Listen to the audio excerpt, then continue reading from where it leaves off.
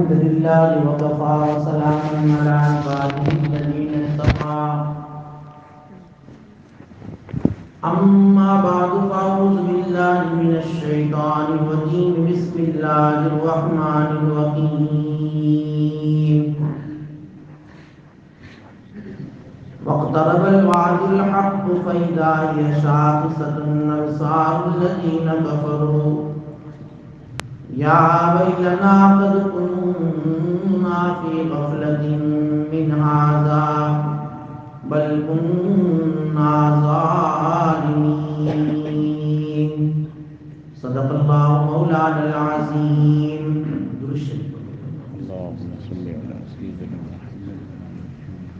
واجب الاحترام بزرگوں، علامات قیامت میں نویں علامت آفتاب کا مغرب سے نکلنا، اس کا تذکرہ چل رہا ہے. اللہ کے نبی صلی اللہ علیہ وسلم فرماتے ہیں کہ یہ سورج جو روزانہ مشرق سے نکلتا ہے مغرب میں غروب ہوتا ہے، لیکن جب اللہ اس نظام کائنات کو درہم برہم کرنے کا ارادہ کریں گے، یہ آسمان، یہ زمین، یہ چاند، یہ سورج، یہ ندی، یہ نالے، سب کو اللہ ختم کرنے کا ارادہ کریں گے، اس سے پہلے کچھ نشانیاں ظاہر فرماویں گے. ان میں سے ایک نشانی یہ ہوگی کہ یہ سورج جو روزانہ مشرق سے نکلتا ہے مغرب سے نکلے گا، جس کا تذکرہ میں نے کل بتایا کہ مغرب سے نکلے گا. یوم النہر کی اگلی جو رات ہوگی وہ طویل ہوگی، تین چار راتیں گزر جائیں گی، اتنی طویل رات. اس کے بعد مغرب سے جب سورج نکلے گا تو اس کی روشنی بہت دھیری ہوگی اور اتنی کم ہوگی جیسے کہ چاند گرہن کے وقت، سورج گرہن کے وقت اس کی روشنی ایک دم ماند پڑ جاتی ہے، ایسی روشنی ہوگی. پھر دھیرے دھیرے نکل کر جب بیچ آسمانوں پر آئے گا، پھر اللہ کے حکم سے جو ہے وہ بیچ آسمان پر آ کر واپس مغرب میں غروب ہو جائے گا. تو یہ سورج کا مغرب سے نکلنا یہ علامات قیامت قریبہ ہے. اس کے بعد توبہ کا دروازہ بھی بند، ایمان لانے کا چانس بھی ختم کئی سالوں تک. پھر نارمل سورج مشرق سے نکلنا شروع ہوگا. یہ ایک ہی مرتبہ ہوگا اس طرح کہ مغرب سے نکلے گا، بیچ آسمان پر آئے گا اور پھر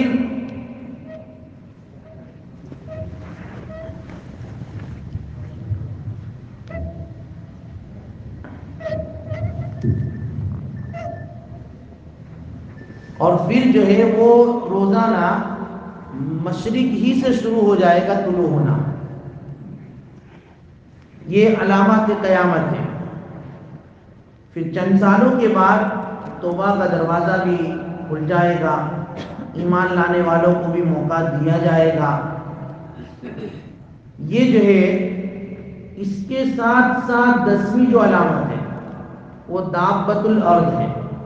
حدیث میں آتا ہے کہ جس وقت یہ سورج مغرب سے نکلے گا اسی دن چاشت کے وقت ایک جانور زمین یعنی کوہ صفا سے نکلے گا. صفا پہاڑی جو ہے مسجد حرام کے اندر جہاں حاجی عمرہ کرنے والے جو رمی کرتے ہیں، تو وہ صفا پہاڑی سے وہ جانور نکلے گا. اچانک جانور نکلے گا. یہ جانور کسی جانور سے پیدا نہیں ہوگا، تبالد اور تناسل اس کا نہیں چلے گا، لیکن اچانک وہ جانور اسی دن جس دن مغرب سے سورج نکلے گا اس دن چاشت کے وقت یا اور کسی وقت میں بھی یہ جو ہے جانور پہاڑ میں سے نکلے گا، اپنے آپ پر مٹی کو جھاڑتا ہوا اور نکل کر ڈائریکٹ مسجد حرام کے پاس پہنچ جائے گا. مسجد حرام میں حجر اسود اور مقام ابراہیم کے درمیان آ جائے گا. اس جانور کی حیت کو دیکھ کر، اس کی شکل و صورت کو دیکھ کر بہت سے لوگ وہاں سے بھاگنا شروع کریں گے، بہت سے لوگ بھاگ جائیں گے، کتنے لوگ وہیں کے وہیں کھڑے رہیں گے، اور جب وہاں کھڑے رہیں گے تو یہ جانور ان کی جو ہے پیشانی پر اشارہ کرے گا، جس کی وجہ سے وہ موجودہ جو لوگ ہوں گے ان کے چہرے ایک دم جو ہے روشن ہو جائیں گے۔ جو لوگ بھاگ گئے وہ تو گئے، لیکن جو موجود رہیں گے ان کے چہرے کے اوپر وہ نشان کر دے گا، کیونکہ اس کے ہاتھ میں، ایک ہاتھ میں حضرت موسیٰ علیہ السلام کا عصا بھی ہوگا اور ایک ہاتھ میں حضرت سلیمان علیہ السلام کی انگوٹھی بھی ہوگی اس جانور کے ہاتھ میں۔ حضرت شاہ رفیع الدین محدث دہلوی رحمۃ اللہ علیہ نے لکھا ہے، وہ جانور کی کیفیت تو کیسی ہوگی، وہ کیسا جانور ہوگا وہ تو اللہ عالم، اللہ ہی جانتا ہے، لیکن وہ کچھ جانوروں کا مرکب ہوگا، جیسا کہ اس کا چہرہ انسان کی طرح ہوگا۔ یہ جو ہے بتایا گیا علاماتوں میں، چہرہ انسانوں کی طرح، اس کے پیر اونٹ کی طرح ہوں گے اور اس کی دم بیل کی طرح ہوگی، اس کی جو ہے پیچھے کا سرین کا جو بھاگ ہے وہ ہرن کی طرح ہوگا، اس کے جو ہاتھ ہوں گے وہ بندر کی طرح ہوگا۔ یہ کچھ علاماتیں بیان کی ہیں۔ اس کے ہاتھ میں عصا، اس عصا سے جو ایمان والا ہوگا اس ایمان والوں کی پیشانی پر ایک لکیر کر دے گا، وہ لکیر کر دینے سے ایمان والوں کا چہرہ ایک دم روشن ہو جائے گا، اور جو کافر ہوں گے، منافقین ہوں گے، ان پر وہ جو اس کے پاس سلیمان علیہ السلام کی جو انگوٹھی ہوگی، اس انگوٹھی سے ان کی ناک پر یا ان کی گردن کے اوپر یہ مہر لگا دے گا۔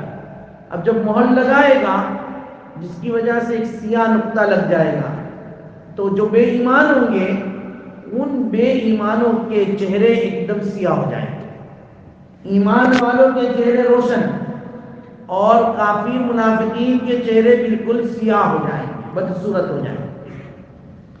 اور یہ جانور بہت ہی تیزی کے ساتھ، بہت ہی تیزی کے ساتھ پوری دنیا میں گھوم جائے گا، اور جہاں کہیں بھی مومن ہوں گے، جہاں کہیں ایمان والے ہوں گے، ان ایمان والوں کو اس طرح کی جو ہے نشانی کرتا چلا جائے گا، اتنی تیزی سے کرے گا کہ اس کا کوئی پیچھا بھی نہیں کر سکے گا، اس کا کوئی فالو بھی نہیں کر سکے گا۔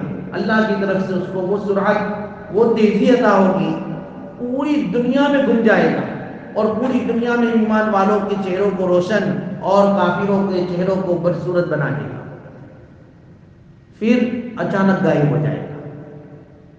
یہ پھر اللہ کے نبی صلی اللہ علیہ وسلم فرماتے ہیں کہ ثم ارسل اللہ ریحا طیبہ من قبل الشام، پھر اس کے بعد کیا ہوگا کہ اللہ تبارک و تعالیٰ ایک خوشگوار ہوا چلائیں گے، خوشگوار، بہت ہی ٹھنڈی ہوا، اور وہ ہوا کہاں سے آئے گی؟ تو ملک شام کی طرف سے آئے گی۔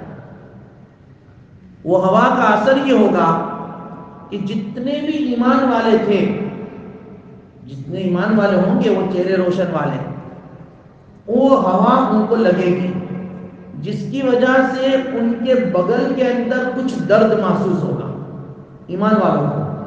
وہ ہوا کس کو لگے گی؟ ایمان والوں کو، اور اس ہوا کا اثر یہ ہوگا کہ بغل کے اندر کچھ درد قسم کا، ایک قسم کا درد ان کو محسوس ہوگا، اور وہی درد ان کے لیے جو ہے وبال جان اور وبال موت بن جائے گا۔ سب ایمان والے مر جائیں گے، جتنے بھی مومنین ہیں وہ اسی ہوا کی وجہ سے جو اللہ تعالیٰ ملک شام سے چلائیں گے، اس ہوا کی وجہ سے سارے ایمان والے مر جائیں گے۔ اب باقی کون رہے گا؟ تو کہ اب اس روئے زمین پر باقی صرف کافرین رہیں گے، مشرکین رہیں گے، منافقین رہیں گے، جو ایمان والے نہیں ہیں وہی اس روئے زمین پر باقی رہیں گے۔ اچھا، یہ دور بھی کئی سالوں تک چلے گا، عریانیت، جو ہے فحاشی، عیاشی، اس کا دور دورہ ہوگا، لوگ گناہوں میں بہت زیادہ کثرت کریں گے، زنا تو اتنا عام ہوگا جیسے کہ حدیث میں آتا ہے کہ انسان برسر عام زنا کرے گا، جیسے کہ گدھا راستے کے بیچ میں جو ہے اپنے جانور جو گدھا ہوتا ہے وہ زنا کر لیتا ہے، اس طریقے پر آدمی برسر عام زنا کرے. اس طرح کفر، شرک، معصیت، گناہ بہت عام ہو جائیں. فَعَلَيْهِمْ تَقُومُ السَّاعَةُ، اور انہی فساق، انہی فجار، انہی گنہگار، انہی کافروں کے اوپر قیامت قائم ہو. کیونکہ جب اللہ کہنے والا دنیا میں باقی نہیں رہے گا تو پھر اللہ تبارک و تعالیٰ قیامت کو قائم فرمائیں گے اسی کے اوپر، انہی فاسقوں کے اوپر. ہاں، اسی لیے کہا کہ بھئی یہ جو مومنوں کا انتقال ہو جائے گا، کافرین صرف باقی رہیں گے، اس دوران جو ہے اقتدار، بادشاہت مکہ اور عرب کے اندر خاص طور پر حبشہ والوں کو حاصل ہو جائے گا. ایتھوپیا والوں، حبشی لوگ وہاں پر حکمران ہو جائیں گے، وہاں پر حاکم ہو جائیں گے، ان کا جو ہے زور چلے گا. یہاں تک کہ اللہ کے نبی صلی اللہ علیہ وسلم نے فرمایا ایک حبشی جس کو میں دیکھ رہا ہوں، جس کی شکل صورت اللہ کے نبی نے بتائی کہ سیاہ فام ہوگا، اس کے پیر بھی چھوٹے چھوٹے ہوں گے، وہ بیت اللہ کو دہا دے گا. جو بیت اللہ ہے اس کو جو ہے وہ ختم کرے گا اور بیت اللہ کے نیچے سے خزانہ نکالے گا. تو یہ بیت اللہ کو توڑ دینا اور اس کے نیچے سے خزانہ نکالنا یہ حبشہ والے کریں گے. اور کیونکہ وہ اس وقت ہوگا جبکہ کوئی ایمان والا نہیں رہے گا، حج عمرہ سب موقوف ہو جائیں گے، ایمان والا دنیا میں کوئی باقی نہیں رہے گا. اور پھر اسی فساد پر اور اسی جو بیت اللہ کو جب دہا دیا جائے گا، خزانے نکال دیے جائیں گے، حد سے زیادہ جب اللہ کی نافرمانی بڑھ جائے گی، اس کا گھر بھی ٹوٹ جائے گا، فَعَلَيْهِمْ تَقُومُ السَّاعَةُ، پھر قیامت قائم. پھر اللہ تبارک و تعالیٰ جو ہے کیا کریں گے؟ آخری علامت، آخری وآخر ذالک، رواہ مسلم نے اس کو روایت کیا ہے، وآخر ذالک نار تخرج من الیمن تطرد الناس الی محشرہم. آخری علامت قیامت کی یہ ہوگی کہ یمن سے ایک آگ نکلے گی، ایک آگ. وہ آگ کیا کرے گی؟ تو کہ وہ آگ تمام انسانیت کو لے کر محشر کی طرف دوڑ چلی جائے گی، سب کو لے کر. جتنے بھی لوگ ہوں گے دنیا میں، وہاں ایک آگ رونما ہوگی اور وہ آگ یمن سے نکلے گی اور یمن سے نکل کر پوری دنیا میں چکر لگائے گی. اور جتنے بھی انسان ہوں گے ان تمام انسانوں کو میدان محشر کی طرف کھینچ کر لائے گی آگ. اس آگ کو میدان محشر میں لاتے وقت، لانے کے ایک وقت ہوگا، وہ ایک دن میں نہیں ہو جائے گا. حدیث میں آتا ہے کہ جب رات ہو جائے گی تو وہ آگ ٹھہر جائے گی، آگ پھر جائے گی. پھر جب صبح ہوگی پھر واپس جو آگ چلے گی. اس طرح سب کو لیتے ہوئے، جیسے کہ گاڑی پیسنجر کو لیتے ہوئے نہیں جاتی ہے، کنبی ہوتی ہے نا، ہر جگہ رکتی ہے پھر لیتی ہے، اس طرح آگ سب کو لیتے لیتے لیتے لیتے میدان محشر تک پہنچے گی. اس کو 1-2 سال لگیں گے. اس طریقے پر جو ہے نظام ہوگا. اس دوران جو ہے اللہ تبارک و تعالی حضرت اسرافیل علیہ السلام کو بھی حکم دے دیں گے کہ بھائی اب سور پھونکنا بھی شروع کرو. اس لیے جب سور پھونکی جائے گی، حدیث میں آتا ہے جب سور پھونکی جائے گی، فَإِذَا نُفِخَ، قرآن میں بھی ہے فِي الصُّورِ نَفْخَةً وَاحِدَةً، فَإِذَا نُفِخَ فِي الصُّورِ نَفْخَةً وَاحِدَةً وَحُمِلَتِ الْأَرْضُ وَالْجِبَالُ فَدُكَّتَا دَكَّةً وَاحِدَةً فَيَوْمَئِذٍ وَقَعَتِ الْوَاقِعَةُ. یہ قرآن کریم ہے کہ جب پہلی مرتبہ سور پھونکی جائے گی تو اب یہ زمین ہلنا شروع کرے گی، پہاڑ بھی ہلنا شروع کریں گے، ریزہ ریزہ ہونا شروع ہوں گے، لیکن ایک دم نہیں ہوں گے. ایک جو ہے سائرن کی طرح آواز آئے گی، سائرن ایک دم دھیرے آواز پہلے شروع ہوگی، پھر دھیرے دھیرے وہ آواز کی سپیڈ، اس آواز کا جو ہے والیوم پھر بڑھنا شروع ہوگا، دھیرے دھیرے بڑھنا شروع ہوگا. ایک آگ بھی کام کر رہی ہوگی، سب کو میدان محشر کی طرف کھینچ رہی ہوگی، ایک سائرن اور ایک آواز ہوگی جو لوگوں کے کانوں میں پڑ رہی ہوگی، کیونکہ قیامت قائم ہونے والی ہے. مومن کوئی بھی نہیں، کافروں کے اوپر یہ قیامت قائم ہونے والی ہے. اس لیے سائرن جو ہوگا دھیری دھیری آواز سے شروع ہوگا اور پھر اس کی اسپیڈ، اس کی جو ہے اسپیکر جو ہوگا اس کی آواز وہ پھر بڑھنا شروع ہوگا. پھر یکایک جب آواز بہت زیادہ تیز ہو جائے گی پھر یہ کیفیت آئے گی، زمین بھی ہلنا شروع ہوگی، پہاڑ بھی ریزہ ریزہ ہو جائیں گے، اور پھر جو واقع ہونے والی قیامت ہے وہ واقع ہو جائے گی، اور سارے لوگ میدان محشر، سارے اللہ تبارک و تعالی ہر ایک پر ایک موت طاری کر دیں گے، ہر ایک کو پر. اور اسی لیے حدیث میں آتا ہے کہ جب سب کے سب انسان میدان محشر میں آ جائیں گے، سب پر موت طاری ہو جائے گی، کوئی دنیا میں باقی نہیں رہے گا. اللہ تبارک و تعالی ملک الموت سے خود پوچھیں گے اب کوئی باقی کہ اللہ، صرف آپ کی ذات اور میں باقی. ملک الموت سے اللہ حکم دیں گے بھائی تو بھی فنا ہو جا، تو بھی موت، تیرے کو بھی موت آنی چاہیے، کیونکہ میں نے سب کو ختم کرنا ہے، صرف مجھے باقی رہنا ہے، لہذا ملک الموت کو بھی موت آئے گی. پھر اس وقت اللہ تبارک و تعالیٰ پھر یہ اعلان کریں گے کہ بھئی کہاں ہے، انا الملک، میں بادشاہ، این الملوک، کہاں گئے دنیا کے بادشاہ، کہاں گئے دنیا پر حکومت کرنے والے، کہاں گئے دنیا کے اوپر راج کرنے والے. آج میرے علاوہ لمن الملک اليوم، لمن الملک اليوم، آج بادشاہ کس کی ہے؟ کوئی جواب دینے والا تو ہوگا نہیں، اللہ خود ہی جواب دیں گے للہ الواحد القہار، للہ الواحد القہار. آج کون کس کی بادشاہ؟ آج ایک اللہ کی بادشاہ جو بڑا زبردست ہے، بڑا زبردست. اس طریقے پر اللہ تبارک و تعالیٰ اس نظام کائنات کو جس طرح بنایا ہے، اس طرح اللہ تبارک و تعالیٰ اس نظام کائنات کو جو ہے ویران کرنے والے بھی ہیں. اس نظام کائنات کو اللہ تبارک و تعالیٰ ختم کرنے والے بھی ہیں.